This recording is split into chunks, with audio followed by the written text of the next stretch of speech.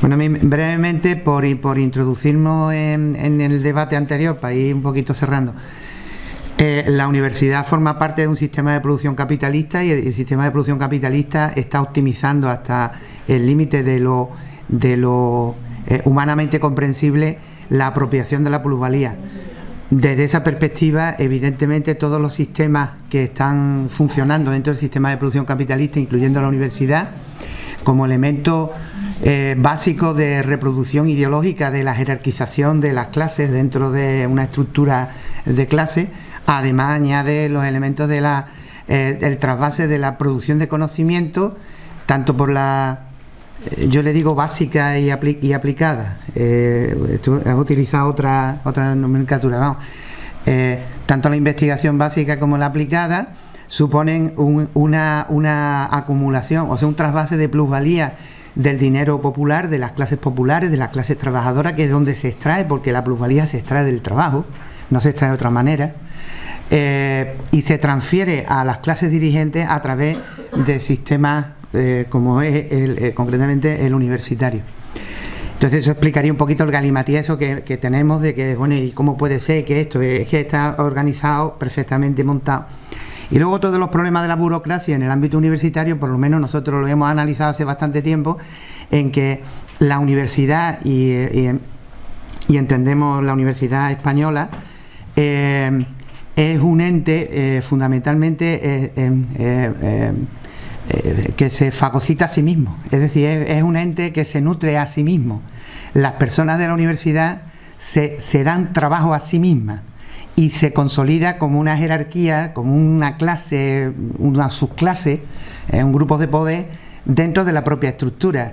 Por lo tanto, no es extraño que todos los foráneos esté perfectamente penalizado, porque es que, claro, todo el que viene de fuera es un enemigo. Porque yo quiero vivir de esto y además quiero vivir cada vez mejor y además quiero cobrar más. Como consecuencia, cualquiera que llegue al departamento para mí es un enemigo, está claro. Y si vienen gente de fuera, más enemigo todavía. Entonces, eso explicaría también el tema de por qué no sirven los títulos aquí, no sirven allí, por qué la autonomía. Es decir, entiendo que es un debate, o sea, es un tema para hartarse de hablar, ¿no?, y de concretar, pero en ciernes un poco por ahí van algunas pinceladas. Bueno, vamos a ver. La vertiente ética y los derechos de la función docente, nosotros tenemos que tener en consideración, vamos a empezar por el marco normativo.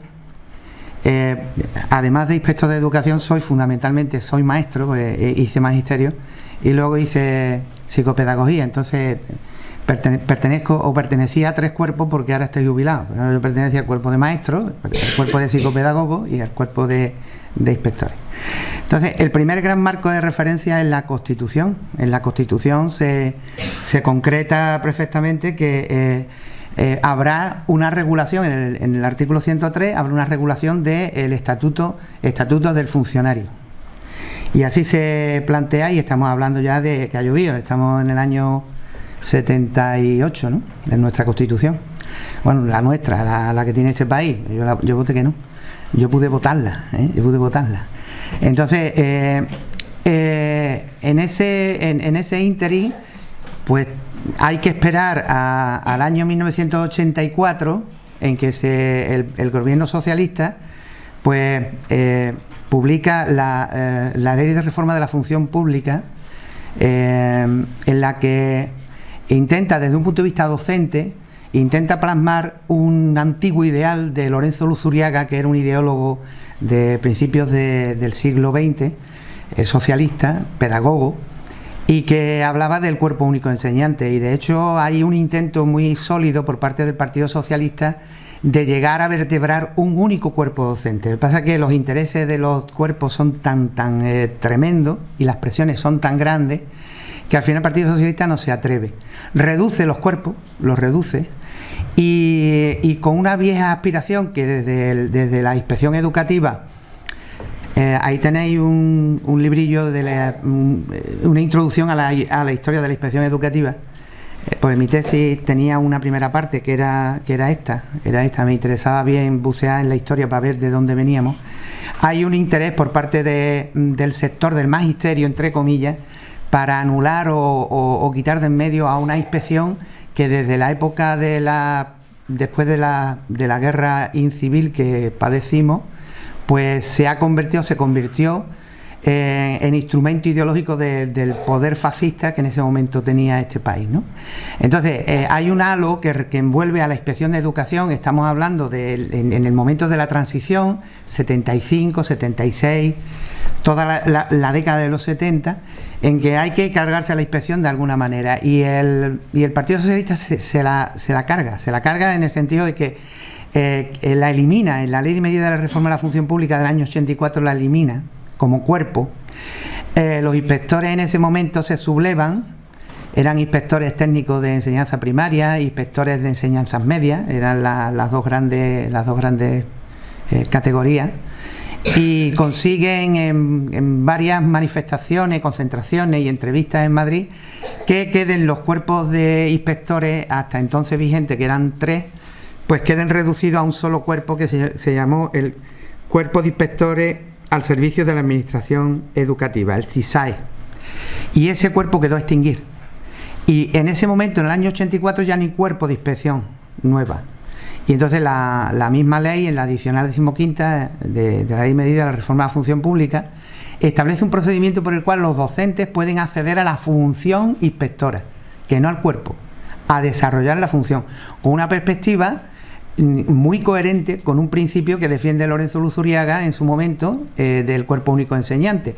Si solamente hay un cuerpo único enseñante, la inspección tiene que ser desempeñada por los funcionarios de ese único cuerpo, por lo tanto no puede haber un cuerpo de inspectores, habrá un solo cuerpo y en línea con una tradicional fórmula de en qué debe de ser la supervisión educativa que tiene el anarcosindicalismo o los libertarios, pues sería una actividad de carácter rotatorio que los docentes ejercieran durante un tiempo y después volvieran otra vez a la docencia, de manera que hubiera siempre un tránsito desde la docencia al desarrollo de una función que es la supervisión educativa, y luego volvería a la docencia. Esto dura hasta el año 1995 con la LOPECE. Entonces la LOPECE se crea el cuerpo. O sea, fijaros que es que dura menos de 10 años, esto dura menos de 10 años, y concretamente en Andalucía la primera promoción de inspectores de la Ley de Medidas de la Reforma de la Función Pública fue a través de un concurso de mérito en el año 87, y se termina ese concurso de mérito en el año 90. Tardaron casi 3 años, 2 años y medio largos para resolver un simple concurso de mérito. O sea, eso fue un tema también de interés para ver la importancia que el poder político le daba a quienes estaban dentro de la inspección, porque no era cualquier docente, sino tendrían que responder a un perfil no explícito en la convocatoria, pero que sí que respondía a unos intereses específicos del partido que gobernaba en ese momento, que es el que sigue gobernando en Andalucía después de 30 y tantos años. Van a estar más tiempo que Franco, y bueno, pues eso dio como consecuencia este tema. Entonces, los derechos y deberes de los funcionarios se van marcando a través de este marco normativo: Constitución, Función Pública, Ley de la Función Pública, y luego un estatuto básico del empleado público que se publica en el 2007. Vamos a ver, es que la variable temporal es fundamental para entender el tema, porque estamos hablando de la Constitución del 78 y el estatuto no se fragua hasta el 2007, que son un montón de años.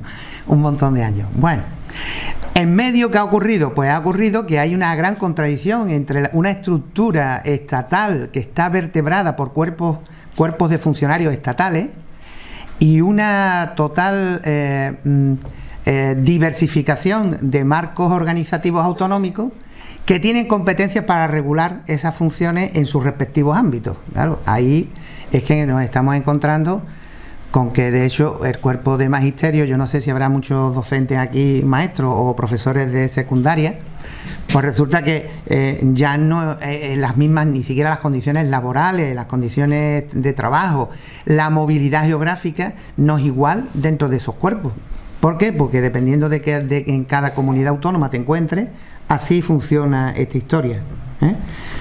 Y entonces, claro, hay una diversidad en las condiciones laborales. Hay una contradicción entre mantener los cuerpos estatales y, por otro lado, que los autonómicos. De hecho, las mismas autonomías han ido desarrollando, dentro de la lógica de su propia conformación, cuerpos autonómicos. Y de hecho tenemos, pues, policías autonómicas, funcionarios de la administración autonómica, no de funcionarios de la administración general. Es decir, que tenemos ahí un batiburrillo de... ¿Y por qué digo esto? Hombre, digo esto porque en general el marco que regula los derechos y deberes de los funcionarios, pues para los juristas se convierte en un auténtico galimatías, porque tienen que recurrir a un montón de leyes, no solamente leyes, sino también reglamentos, y no solamente reglamentos, sino también normas jurídicas de menor rango, como son, pues, decretos que desarrollan leyes, órdenes que desarrollan decretos, instrucciones que desarrollan órdenes, o incluso circulares. Peregrinamente en una circular que tiene un rango mínimo, pues pueden definir aspectos esenciales de la concreción del desarrollo de la función. Este galimatías, pues, por ejemplo, en todos los foros donde yo he participado sobre el tema de derechos y deberes de los funcionarios públicos, por ejemplo, hay una ley, y pongo simplemente un ejemplo para que vayamos captando la complejidad del asunto, que es la ley de incompatibilidades, que afecta a todos los funcionarios, que nunca se cita, pero es que la ley de incompatibilidades genera derechos y genera deberes, ¿eh? Entonces, quiero decir que con esto es... Entonces yo me voy a centrar más en el ámbito no tanto del derecho, sino en el ámbito de la ética. Para concretar este aspecto, sí, voy a basarme fundamentalmente en lo que dispone el Estatuto Básico del Empleado Público del año 2007, que hay un texto refundido porque el estatuto se ha ido modificando, según dicen los juristas y sobre todo los políticos, que son quienes los tocan, los retocan, se ha ido perfeccionando, y ahora ya hay un texto refundido del año 2015, ¿eh? Entonces, en el documento este que se colgará y que además lo podéis tener en papel, pues aparecen las referencias normativas para que podáis. De todas maneras, en el texto también aparecen artículos 52, 53 y 54 del correspondiente Estatuto Básico, que es donde se encuentra el núcleo básico de, valga la redundancia, de los derechos y de los deberes de los funcionarios docentes.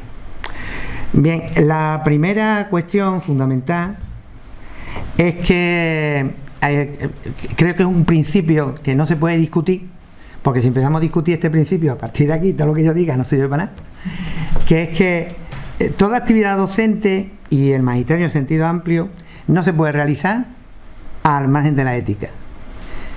Es decir, a nadie se le ocurre pensar que un médico pues no haya hecho un juramento hipocrático, y juramento hipocrático básicamente es no hacer daño, básicamente es no hacer daño, no ya curar, eso ya curar ya es panota, al menos no perjudicarte, vas malo, pero que no salgas más malo, ese es el principal. En el campo de la educación exactamente igual, es decir, aplicamos, ayudamos, y ahí hay una doble. Educación tiene dos raíces, educare y educere.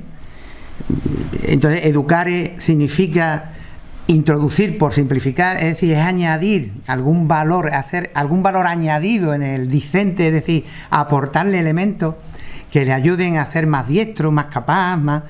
Y educere, que es la principal herramienta para extraer del interior de cada una de las personalidades todas aquellas potencialidades que tiene.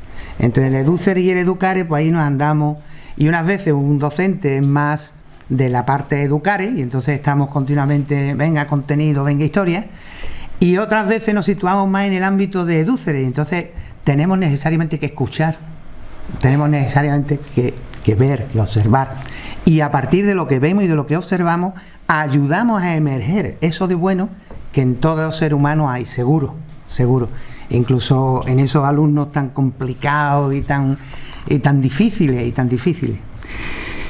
Bien, ese es un tema. El Estatuto Básico define unos derechos y deberes generales de la función pública, Y los dos reglamentos, ya en el ámbito más específico de la docencia, los dos reglamentos orgánicos, tanto el reglamento 318 como el 317 de 2010, los reglamentos orgánicos de los centros, tanto de infantil, primaria como los de secundaria.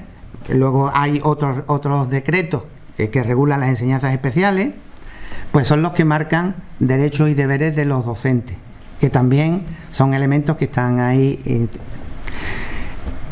Con respecto a este punto de la ética, vuelvo a la ética, es una cuestión curiosísima, porque los seres humanos nos relacionamos entre nosotros, pero también nos relacionamos con máquinas, y resulta que a lo largo del tiempo las personas que diseñan las máquinas y han llegado a un punto en el que es posible que el robot pueda incluso interactuar con los seres humanos, pues desde hace ya un montón de tiempo. Yo la primera vez que lo leí fue en un libro de Isaac Asimov, en el año 78, 77, por aquella época, ya aparecían las 3 leyes de la robótica. Me gustaría que las leyéramos, porque os voy a proponer una actividad, y es trasladar estas leyes de la robótica al ámbito de la función docente, ¿vale? Entonces, ningún robot causará daño a un ser humano o permitirá que por su inacción que el ser humano resulte dañado. Esto, si lo aplicáramos al campo de la docencia, pues podríamos entender que ningún docente causará daño a un discente, en este caso el alumno o la alumna, ni permitirá con su inacción que se le pudiera causar un daño. Por lo tanto, desde una perspectiva ética, tendremos un compromiso humano de primera magnitud con el desarrollo de la personalidad, porque estamos hablando de que nuestra actuación no es que sea determinante con esa contundencia, pero sí condicionante del desarrollo que esa persona experimentará a lo largo del tiempo, y todo en la cabeza, y sobre todo las personas que tienen más edad y los que no tienen tanta edad, porque aquí todos somos mayores, tenemos en nuestras mentes esas influencias positivas o negativas que en su día maestros y maestras que tuvimos nos aportaron. La segunda ley es que todo robot obedecerá las órdenes recibidas de los seres humanos, excepto cuando esas órdenes puedan entrar en contradicción con la primera ley. Bien, si esto lo aplicamos al ámbito de la docencia, empezaríamos a hablar de rebeldía, una rebeldía legítima desde un punto de vista ético, cuando un docente no asume orden directa de un superior jerárquico. Ahora hablaremos después del principio de jerarquía, porque es un principio que también subyace en todo el planteamiento de la función pública docente, y en ese sentido tendríamos que abstenernos o bien actuar, porque entendemos que lo que se está produciendo es un daño, y además un daño que pudiera ser incluso en algún momento difícil de reparar en el tiempo. Pensemos en la ideologización, pensemos en el adiestramiento ideológico, pensemos en la conformación ideológica del pensamiento, y podemos hablar pues de las corrientes fascistas en un momento en la etapa del nazismo, podemos hablar de la formación del espíritu nacional en la época del general Franco, podemos hablar, es decir, donde podemos hablar de aspectos que están directamente relacionados con los componentes ideológicos de la religión, que no estamos hablando de las vivencias religiosas, estamos hablando de los componentes ideológicos que componen un determinado código de conducta, que en ese ámbito ya no es ético, sino es moral. Pero evidentemente a esas mentes tan tiernas y en formación, pues se le está introduciendo elementos ya estructurados y determinados de cómo es el mundo y cómo se tienen que relacionar con el mundo. Más que ofrecer un campo de conocimiento donde las jóvenes generaciones, las personas vayan asumiendo y vayan digiriendo y vayan de una manera dialéctica estableciendo relaciones con el mundo y la organización en la que viven, dándole las claves para que la interpreten, el principio de adoctrinamiento no es ese. El principio de adoctrinamiento es que damos la fórmula y además intentamos que se memorice para que se actúe en consecuencia. Por lo tanto, estamos en un ámbito que realmente es un ámbito de conciencia ética de la función pública. Sabemos por experiencia que en nuestros centros educativos y en la charla en el coloquio de anoche, allí fuera, pues se ponía como unas personas perciben la educación de una determinada manera y otros docentes la perciben de otra. A partir de ahí, lo que se genera un problema fundamentalmente ético. Es fundamentalmente ético, porque no es baladí, da igual la conformación de un proceso de enseñanza-aprendizaje que se sustenta sobre el diálogo, el respeto, la confrontación libre de ideas, a un discurso impositivo y normativo que constriñe, que incluso legitima y hace natural la obediencia ciega, porque simplemente hay un principio de jerarquía y como yo mando, pues tú obedeces, y ese discurso es un discurso que éticamente, desde un punto de vista educativo, pues hay que destruirlo, hay que desnostarlo, hay que extraerlo. Y sabemos por la propia experiencia que en nuestros centros educativos funciona, el esquema ese funciona además con una claridad meridiana, ¿no? Y claro, todo robot debe proteger su propia existencia siempre y cuando esta protección no entre en contradicción con la primera y la segunda ley. En el campo de la docencia está claro que aquel docente que no sigue los principios de la jerarquía se expone a un expediente. La muerte del robot. Y desde esa perspectiva hay una contradicción, y esa contradicción se tiene que resolver fundamentalmente con principios éticos. Esto ya lo hemos comentado, el tema de que ningún docente causará daño. Todo docente debe de obedecer las órdenes recibidas de superiores, excepto cuando estas órdenes pueden entrar en contradicción con la primera.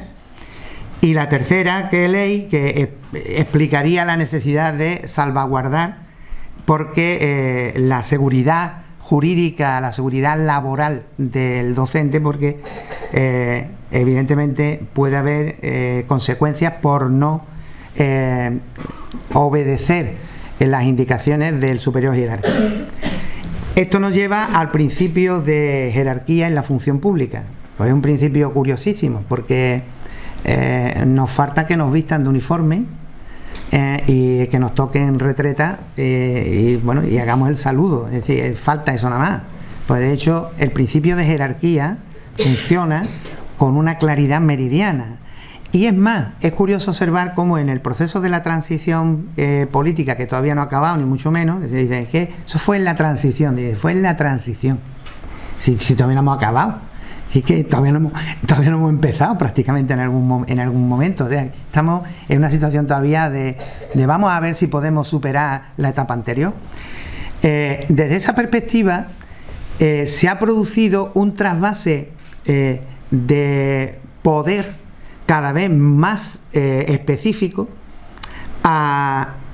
y reforzando el principio de jerarquía a los cargos directivos dentro de nuestros centros educativos. La estructura de los centros educativos se ha ido desdemocratizando en una sociedad totalmente democrática. Es decir, podríamos decir, deberíamos de haber ido aprendiendo usos y costumbres democráticos para que nuestras instituciones fueran cada vez más abiertas, más participativas, y es todo lo contrario. Entonces, en los reglamentos que he citado antes, en los ROC, reglamentos orgánicos de centro, ahí se ve claramente cómo se ha transvasado pues toda la normativa que establecía y daba cierto poder a los consejos escolares que se crean en el año 1984, casualmente en la misma línea de renovación de estructuras administrativas que el Partido Socialista desarrolla después de los 10 millones de capullos de votos que tuvo. Yo que fui uno de esos capullos. Entonces, claro, tuvo tal empuje, consiguió tal poder, y lo digo para las personas más jóvenes que no fueron testigos de en ese momento histórico, que es que realmente gobernaban absolutamente todo, tenían el control de las dos cámaras, es decir, podían haber hecho absolutamente legalmente lo que hubieran querido y lo que venía en su programa electoral, porque no venía otra cosa. Podían haber resuelto el problema privada-pública, podían haber resuelto el problema de la religión en la escuela, podrían haber resuelto el problema de la democratización real de los centros, podían haber resuelto el cuerpo único de enseñantes, que podían haber hecho todo eso, todo. Pero bueno, se encontraron de golpe y porrazo, pues que los poderes fácticos dijeron: ¿tú dónde vas? Espérate, que tú dices que tienes el poder, pero el poder no lo tienes tú, el poder lo tenemos nosotros. Entonces empezaron a caerse del guindo y se dieron cuenta que el poder político no es el poder. Lo que pasa es que, ¿dónde está su gran pecado? El gran pecado es que nos siguen comiendo el coco diciendo que el poder político es el poder. Y ahí es donde hay eso, es lo reprochable. Lo reprochable no es que ellos pudieran hacer y no hicieron, porque hay poderes fácticos mucho más potentes y se tendrían que haber doblegado. Se podría haber discutido hasta qué punto se podían haber agachado, ¿no? Se podían haber agachado menos, pero bueno, en cualquier caso hay una tendencia al realismo de hacer lo posible, lo viable, ¿no? Pero es cierto que teniendo todo el poder político no hicieron eso, e hicieron otra cosa. Y de hecho, todo lo que hicieron en ese momento que no se ajustaba a aquello que le gustaba al poder político, al poder fáctico, se ha ido variando con el tiempo. Y se ha ido variando con el tiempo, de manera que ahora mismo las direcciones de los centros pues tienen un poder fáctico enorme en comparación con lo que había antes. Los claustros tienen cada vez un más limitado papel. Y luego entramos en un problema, y es que todos los derechos, algunos de los derechos que veremos ahora del profesorado para desarrollar currículum, acción tutorial, actividades de programación didáctica, etcétera, etcétera, están condicionados al plan de centro. Claro, ¿y quién hace el plan de centro? La directiva. Claro, es decir, al final, no, si eres libre, sois libre. Pero no podéis salir porque las puertas están cerradas. Pero sois libres, ¿eh? Podéis levantar cuando queráis, sin problema. Pero si queréis salir, vais a tener un problema. Pero la puerta, la llave la tengo yo.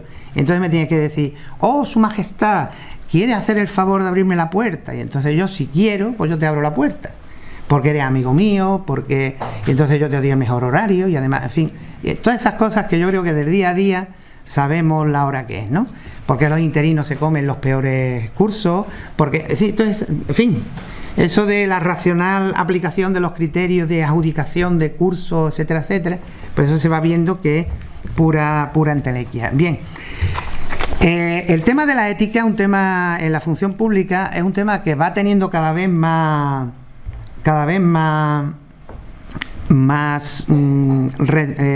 importancia, y de hecho en el mismo documento aparecerán la justificación. Es verdad que lo pongo al final, porque para no distraer la lectura, lo he puesto al final. Es la justificación de por qué el tema, la importancia del tema, de cómo desde CGT, nosotros cuando se publicó el Estatuto Básico del Empleado Público, hemos hecho un esfuerzo importantísimo para explicarle a la clase trabajadora y sobre todo a los compañeros y compañeras que trabajan en la función pública, el alcance de esa norma, que es una norma diabólica, y que viene a legitimar todavía más ese movimiento ascendente de materializar el elemento básico que es la jerarquización. Y de hecho, en la norma, en este estatuto básico, se dice que todo es negociable, y empieza a decir excepto, y cuando dicen excepto, pues empezamos a ver pues todo lo que no es negociable, y prácticamente casi nada es negociable. Concretamente, están exentos de negociación las decisiones de las administraciones públicas que afecten a sus potestades, es decir, el poder político, porque cuando se habla de administraciones públicas estamos hablando del político de turno, que es el dueño del cortijo de esa administración pública, porque las administraciones públicas no tienen elementos de participación ciudadana ninguno, excepto los consejos escolares en los centros educativos que son centros de la administración pública. De hecho, la palabra consejo viene de un elemento que introduce la Revolución Rusa, año 17, y que utiliza el hombre Emili, el ideólogo socialista, como he dicho yo. Bueno, lo he dicho hace un momentito, de que el que hizo la ley, el que ayudó a eso. El ideólogo de la pedagogía socialista del año 20, Luzuriaga, correcto. Entonces, fijaros que el año 17, y eso es, yo me estoy pasando de tiempo, ¿no? Bueno. ¿Cuánto queda? No, tú sigue. No, vamos. Hasta las 12 no empieza la mesa de bueno, dejamos un... Sí, vamos a ver, yo os animaría a que conocierais cada vez mejor la historia por aproximación. Es decir, cuando estéis aburridos, pues mira, voy a ver tal cosa y te la lees, ya está. No, ahora me voy a leer el libro de historia entero, pues es un ladrillo, mucho cuidado. Pero por ejemplo, ¿qué ocurre en todo el mundo mundial y en la clase trabajadora en el año 1917? ¿Qué ocurre? Pues ocurre que todo el movimiento sindical que viene anhelando algún tipo de capacidad transformadora y ha visto como ya hay dos internacionales, la primera de finales del 19 y la segunda que se va a pique con la guerra mundial.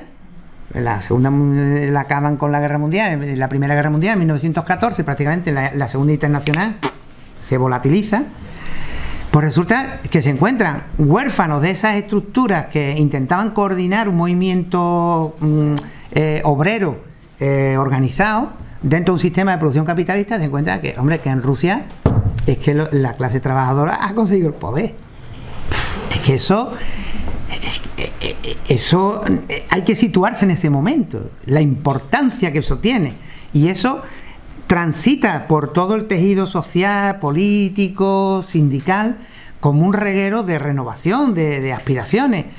Y claro, eso explica pues que muchos partidos de izquierda en ese momento, yo de izquierda y derecha, yo cada vez no la distingo menos, pero en ese momento era esencial. Entonces, esto es lo que provoca incluso la utilización del concepto consejo como elemento de participación directa.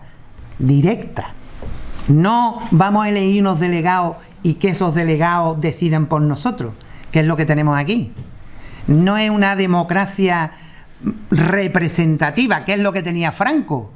Es que aquí hay muchos políticos modernos que nos dicen, es que esto es una democracia representativa, y a mí se me ponen los vellos de punta, porque es que eso mismo decía Franco.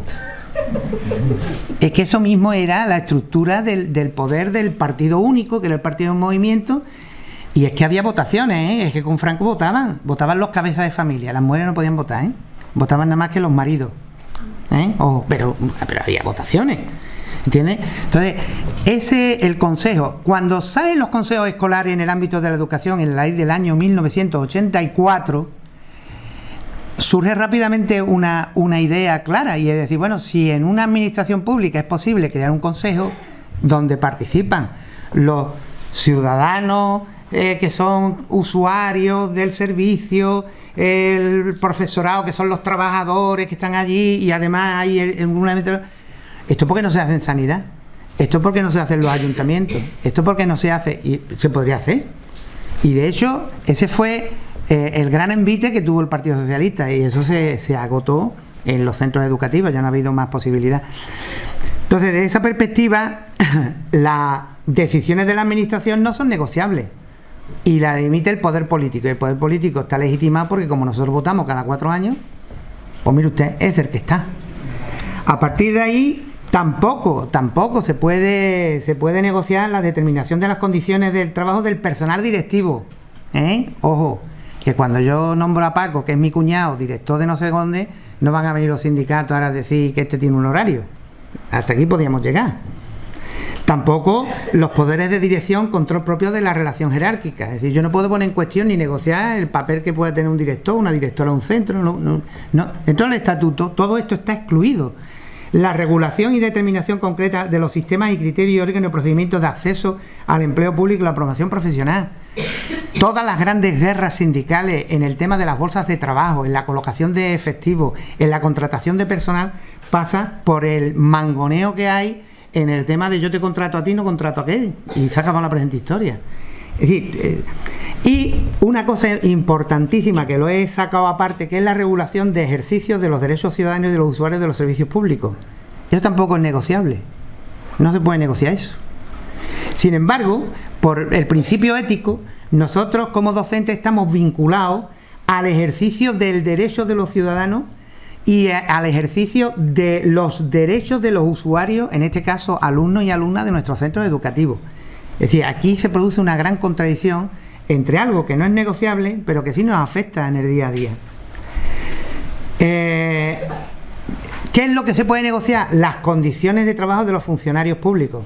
Pero mire usted, como las condiciones de trabajo de los funcionarios públicos vienen determinadas, como hemos dicho antes, por una caterva de normas y disposiciones de infinitos rangos que están emanadas del poder de la administración, que no es negociable, y además de los poderes jerárquicos de quienes ostentan las jefaturas en los distintos establecimientos, pues al final papel mojado.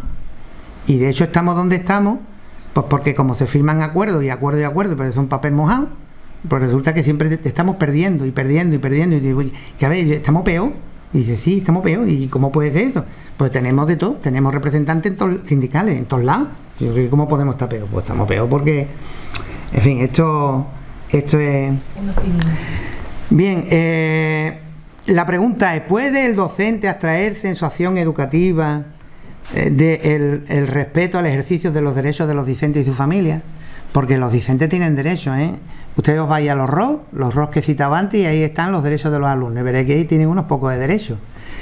También hay un componente de derechos del profesorado, y uno de ellos es curioso, porque, por ejemplo, el Estatuto Básico, hay un tema que ha sido tema estrella para algunas organizaciones sindicales, con el tema del principio de autoridad del docente. El tema de la cobertura de darle una posición preeminente al docente frente a cualquier reclamación de la familia, etcétera, etcétera, etcétera. Pues resulta que el Estatuto Básico del Empleado Público ya le da, dentro de la función pública, primacía, criterio de veracidad a la declarativa que haga el funcionario con respecto a terceras personas. Es decir, ese principio de autoridad, que es el que en algunas veces se establece en las normas, y que simplemente la autoridad que puede tener un agente de tráfico, en el sentido de que cuando va a declarar delante de un juez, el juez le da veracidad al agente de tráfico y no te la da a ti, que es el principio de autoridad, no es otra cosa. Eso ya el Estatuto Básico ya lo tiene recogido, pero es que además los ROC, los reglamentos orgánicos de centro en Andalucía, porque estamos aquí en Almería, pues recogen, porque estas son normas andaluzas, el 318 y el 317 son normas andaluzas. El Estatuto Básico no, el Estatuto Básico de la General. Bien, pues sobre este asunto, la respuesta ante situaciones cada vez más complejas, situaciones cada vez más diversas, porque es cierto que nuestros establecimientos educativos, la función docente, se está haciendo cada vez más compleja, porque hay una gran diversidad de personas a las cuales hay que atender. Pues desde esta diversidad, el pensamiento autoritario, más que abrir el ámbito de la participación y el encuentro de distintas perspectivas para llegar a consenso, lo que impone es una línea autoritaria y dice, esto es lo que hay, y a partir de aquí genero un marco de derechos y un marco de deberes, y esto se impone con un criterio de manera que todo el mundo, entre comillas, sabe cuál es su papel, es decir, todo el mundo asume su estatus. Entonces, todo las normas, hemos presenciado desde la publicación de la ley del año 84, la ley orgánica, hasta ahora ha habido 6 leyes orgánicas en materia educativa. Eso ha significado la modificación de todos los decretos que regulaban esas leyes, de todas las órdenes ministeriales y órdenes autonómicas, de las instrucciones. Y entonces lo que nos estamos encontrando es un galimatías tremendo de normativa que se ha ido evolucionando, de una manera u otra. De suerte que tuvimos un congreso de una asociación a la cual yo pertenezco, de inspectores de educación. Invitamos a una ponente del Tribunal Superior de Justicia de Andalucía, y cuando esta magistrada llegó allí y se intentó la mujer un poco prepararse, ¿no? Y cuando yo le digo, mire usted, yo no sé cómo en la cabeza de todos ustedes cabe tantísima cantidad de normas, porque me he encontrado con un campo verdaderamente tremendamente desestructurado, ¿no? En cuanto a normativa. Bien. 10 minutillos, Rafa. Sí, yo voy ya acabando. Bien, en el artículo 52 del Estatuto Básico del Empleado Público se establecen una serie de principios de actuación, y estos son los principios: objetividad, integridad, neutralidad, responsabilidad, imparcialidad, confidencialidad. En fin, ahí lo tenéis para que lo podáis ver. Los que están en rojo no se desarrollan. Es decir, el Estatuto Básico empieza después a dar unas pinceladitas, ¿no? En el apartado A, el apartado B, el apartado C, de objetividad, integridad, y en el texto que podéis leer y podéis bajaros y tal, veréis cómo se ha ido un poco desarrollando la objetividad, la integralidad, la neutralidad, siempre con respecto a las actuaciones cuando se hacen, pues no sé, concursos, cuando se hacen actuaciones en las que haya que intervenir para que tu interés particular no prime sobre el interés general, etcétera, etcétera. Pero ni la transparencia, ni la ejemplaridad, ni la accesibilidad, ni la promoción del entorno cotidiano ambiental, que están citados, después se desarrolla. Esto viene a cuento porque en las normas educativas, si empezáis a leerla con cierto detenimiento, podéis observar un fenómeno curioso, y es que son textos que están elaborados por varios autores. Es decir, yo no conozco ni una sola norma educativa donde no hayan intervenido más de uno, 2, 3, X. ¿Y dónde se nota? Se nota en el redactado. Se nota en el redactado porque hay cuestiones que alguien pone, pero que después el que viene detrás se le olvida desarrollar. Y en este caso concreto aparece con mucha claridad, ¿no? Eso de hacerla, y también el orden jerárquico de las cosas, porque cuando se formulan determinados derechos, pues hay como unos derechos de rango general. Por ejemplo, hay un derecho del funcionariado docente de participar en la actividad general del centro. Cualquiera que lo lea dice, si está capacitado para participar en la actividad general del centro, ¿a qué viene ahora a concretar que también en los procesos de evaluación? Pero vamos, ¿no me ha dicho usted ya de primera que yo tengo que participar en toda la actividad general? ¿A qué viene ahora? Y si no me pone ese, ¿por qué no me cita también a llevar bien la tutoría? Es decir, que es una norma que se vertebra, que no tiene un rango definido. Entonces los distintos artículos o apartados dentro de los artículos tienen prevalencia o se le dan cierta importancia dependiendo del que estaba allí. Dice, no, ponlo de la evaluación, porque es que ahora vamos a poner en marcha un plan de evaluación, y que ninguno empieza a decir, pues yo no voy a participar. No, eso déjalo claro ahí para que nadie pueda decir que no puede participar. Pero es que ya está definido anteriormente. En el artículo 54 del Estatuto recoge enunciado obvio. Si no se pensara que es que quien lo ha escrito está convencido de que eso no ocurre. O sea, es una declarativa es más una especie de un déjà vu. Ha trasladado el pensamiento prácticamente sin verlo. En este caso concreto, por ejemplo, os voy a citar algunos, porque veréis que esto...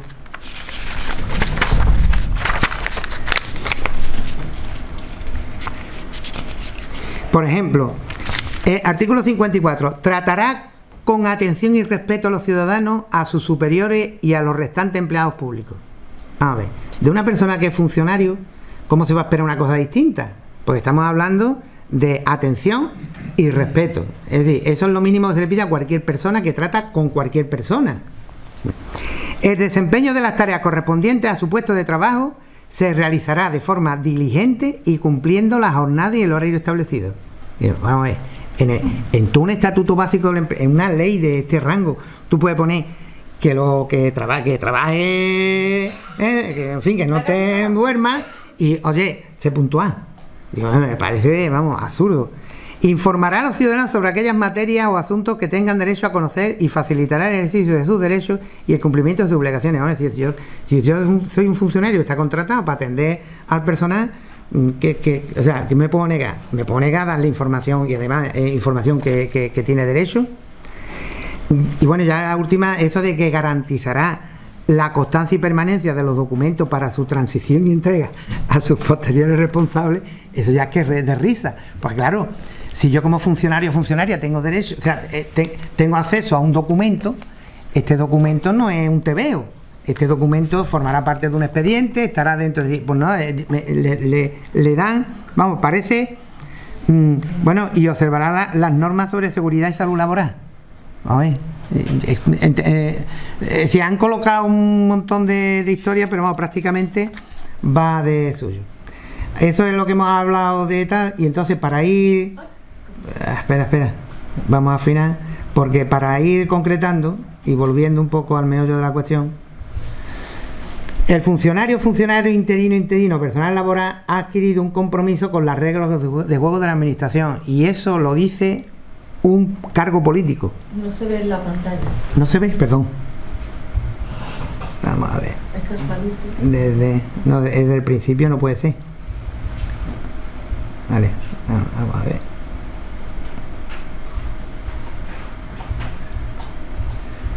Es que ya es la velocidad con que resuelve el ordenador. Vamos. Venga, ánimo. Vamos. Bueno.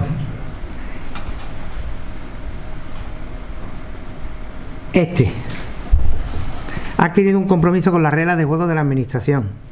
Y bueno, ¿hasta dónde es posible aceptar esto éticamente hablando?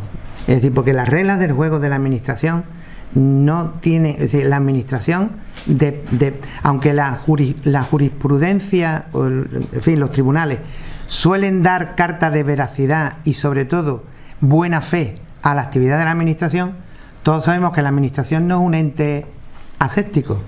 La administración está gobernada por políticos, y esos políticos son los que crean la voluntad de la administración. Por lo tanto, los funcionarios tenemos que estar de acuerdo con las reglas de juego del político de turno. Pues va a ser que no. Entonces, terminando, desde una posición declarativa, la función docente se rige por criterios fundamentalmente éticos, y los aspectos normativos que obligan a los funcionarios al desarrollo de su actividad docente tienen que ser subsidiarios de ese carácter ético de la actividad.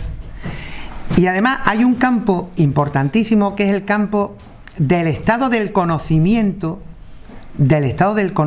científico sobre la actividad docente. Es decir, estamos hablando de las ciencias de la educación. Desde esa perspectiva, que no se cita en ningún lado, se supone, y no se supone solo, sino que además se obliga a que aquellas personas que acceden a la función docente tengan una determinada cualificación profesional acreditada por un título que permite deducir que conocen y saben de una profesión, del desarrollo profesional de su tarea. Y ahí estaríamos hablando no tanto de aspectos éticos como de aspectos deontológicos. Y de hecho, el hecho fundamental de que a estas alturas no exista un estatuto básico de la función docente, es decir, no existe un estatuto docente, se explica perfectamente porque ahí tendríamos que aterrizar en aspectos de códigos deontológicos, y los políticos no quieren que eso exista. Entonces aquí es necesario en más de una ocasión hacer valer el conocimiento científico que nosotros como profesionales de la docencia tenemos, y ponerlo eso en relación directa con el disfrute de los derechos de los ciudadanos, en este caso de los discentes y de sus familias, en el ejercicio del derecho a la educación. Y cuando colisione ese con otras imposiciones, vengan de la jerarquía que vengan, entraremos en conflicto y tendríamos que resolverlo desde un punto de vista científico.